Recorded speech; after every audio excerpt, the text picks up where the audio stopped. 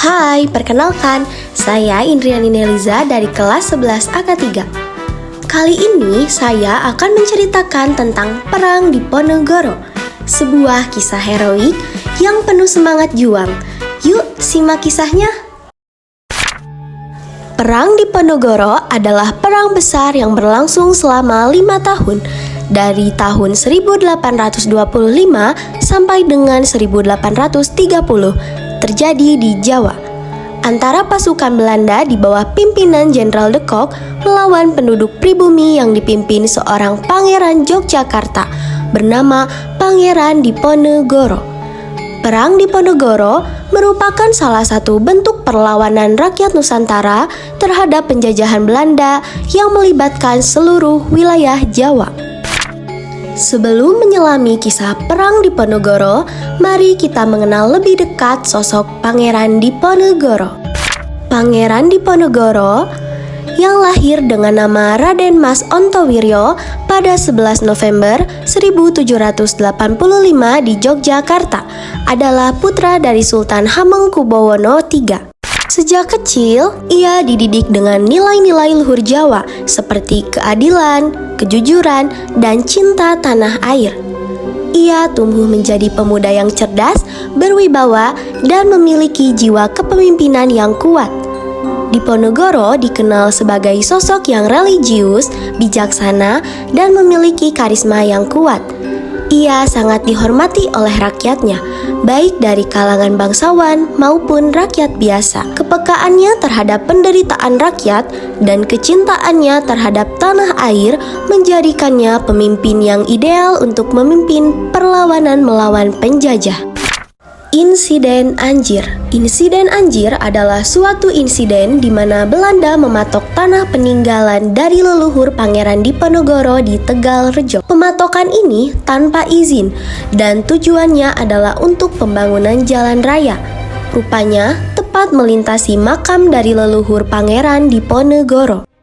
Hal inilah yang membuat Pangeran Diponegoro tersinggung dan memutuskan untuk mengangkat senjata melawan Belanda. Ia kemudian memerintahkan bawahannya untuk mencabut patok-patok yang melewati makam tersebut. Namun, Belanda tetap memasang patok-patok tersebut, bahkan yang sudah jatuh sekalipun.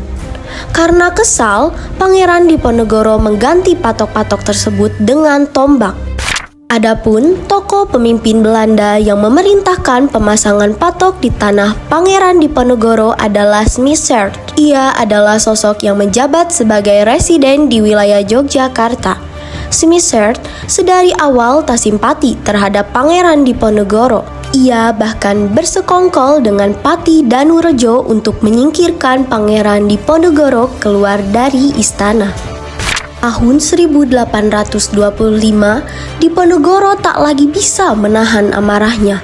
Ia melihat rakyatnya menderita di bawah penindasan Belanda.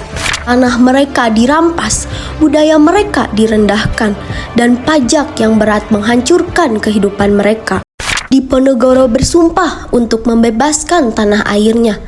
Ia menyerukan jihad, perang suci, untuk melawan penjajah. Seruannya disambut antusias oleh rakyat Jawa. Para petani, pengrajin, ulama, dan pejuang dari berbagai daerah berbondong-bondong bergabung dalam pasukan Diponegoro. Perang Jawa yang dipimpin oleh Diponegoro telah dimulai. Belanda mengepung kediaman Diponegoro pada tanggal 20 Juli 1825 karena dinilai telah memberontak.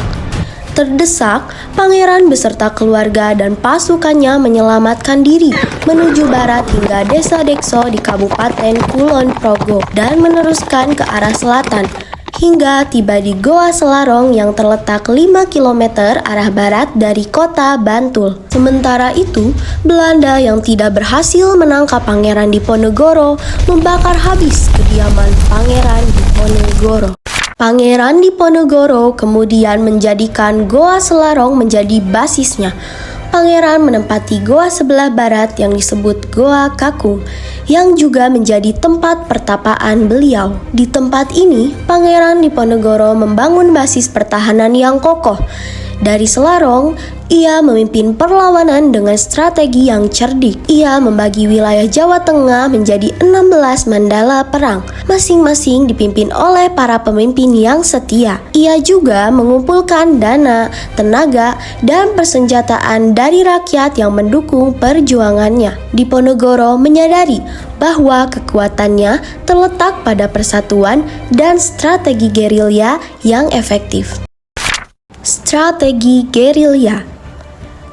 Diponegoro beserta pengikutnya menggunakan strategi gerilya, yakni dengan cara berpencar, berpindah tempat lalu menyerang selagi musuh lengah. Strategi ini sangat merepotkan tentara Belanda.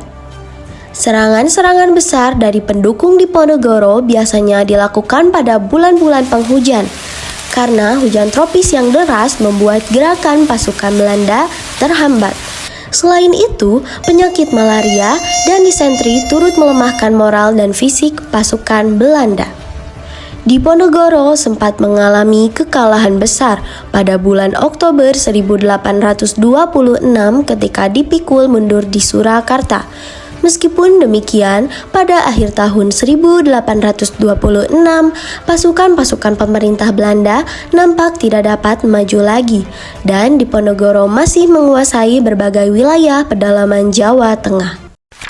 Belanda menerapkan strategi benteng Stelsel, sistem benteng, atas perintah Jenderal de Kock. Dengan siasat ini, tentara Belanda mendirikan benteng di setiap daerah-daerah yang dikuasainya, dan di antara benteng-benteng itu dibuat jalan raya.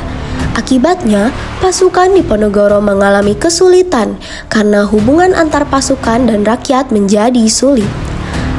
Rakyat dihasut dan diadu domba dengan politik Divide et Impera. Kekuatan pasukan Diponegoro pun semakin lemah karena banyak pemimpin yang gugur, tertangkap, atau menyerah. Sementara itu, Pangeran Diponegoro dapat menembus kepungan Belanda di Pengasih dan melarikan diri ke Kedu. Daerah Kedu adalah daerah yang bergunung-gunung, sehingga memudahkan Diponegoro melakukan gerilya dan menyusahkan Belanda dalam bergerak. Tetapi, Jenderal de Kock segera membangun benteng-benteng untuk mengepung daerah Kedu, sehingga gerakan Diponegoro dapat dibatasi. Pengepungan atas Kedu ini membuat Diponegoro dan pengikutnya hidup dalam keprihatinan yang luar biasa, walaupun masih tetap melanjutkan perang gerilya. Banyak pemimpin perang Diponegoro yang menyerahkan diri pada Belanda. Akhir Perang Diponegoro. Penangkapan Pangeran Diponegoro terjadi pada tanggal 28 Maret 1830 di Magelang, Jawa Tengah. Ia diundang oleh Jenderal de Kock, Gubernur Jenderal Hindia Belanda, dengan dalih perundingan damai. Namun, saat Pangeran Diponegoro memasuki ruangan pertemuan, ia langsung ditangkap dan diborgol. Pangeran Diponegoro diasingkan di Ungaran, Semarang, lalu dipindahkan ke Batavia, Manado, lalu dipindahkan kembali ke Benteng New Amsterdam, dan akhirnya wafat di Benteng Rotterdam tanggal 8 Januari 1855. Diponegoro menghabiskan sisa hidupnya dalam tahanan. Dampak Perang Diponegoro. Berakhirnya Perang Jawa merupakan akhir perlawanan bangsawan Jawa. Perang Jawa ini banyak memakan korban. Di pihak pemerintah Hindia sebanyak 8.000 serdadu berkebangsaan Eropa, 7.000 pribumi, dan 200.000 penduduk Jawa. Sehingga setelah perang ini jumlah penduduk Yogyakarta menyusut separuhnya. Selain Pangeran Diponegoro, terdapat beberapa tokoh penting yang terlibat dalam Perang Diponegoro, baik dari pihak Jawa maupun pihak Belanda. Pihak Jawa, Pangeran Mangkubumi. Pangeran Mangkubumi adalah adik Pangeran Diponegoro yang juga berperan penting dalam memimpin pasukan. Yai Mojo, seorang ulama berpengaruh yang memberikan dukungan spiritual dan moral kepada pasukan Diponegoro. Raden Tumenggung Ronggo Warsito, seorang pemimpin dari daerah Kedu yang memberikan dukungan kepada Diponegoro. Sentot Prawirodirjo, seorang panglima perang yang terkenal dengan keberanian dan keahliannya dalam strategi gerilya. Raden Tumenggung Prawiradireja, seorang pemimpin dari daerah Banyumas yang bergabung dengan pasukan Diponegoro. Raden Tumenggung Adipati Anom, seorang pemimpin dari daerah Tegal yang memberikan dukungan kepada Diponegoro. Pihak Belanda, Letnan Jenderal Hendrik Mercius de Kock, Gubernur Jenderal Hindia Belanda yang memimpin penumpasan perang di Ponegoro. Kolonel Johannes van den Bos, seorang perwira militer yang terkenal dengan taktiknya dalam menghadapi pasukan di Ponegoro. Letnan Kolonel Johannes Michel, seorang perwira militer yang memimpin pasukan Belanda di Jawa Tengah. Perang di Ponegoro meskipun berakhir dengan kekalahan merupakan tonggak sejarah penting dalam perjuangan rakyat Indonesia melawan penjajah. Diponegoro yang dikenal sebagai pahlawan nasional telah menginspirasi generasi-generasi berikutnya untuk memperjuangkan kemerdekaan dan keadilan. Semangat juangnya, keteguhan hatinya, dan kecerdasannya dalam memimpin perlawanan akan terus dikenang sepanjang masa.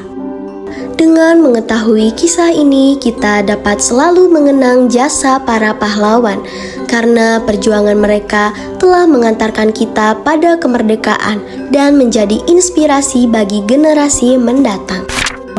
Sadumuk batuk sanyari bumi ditohi tekan pati, yang berarti sejari kepala sejengkal tanah dibela sampai mati.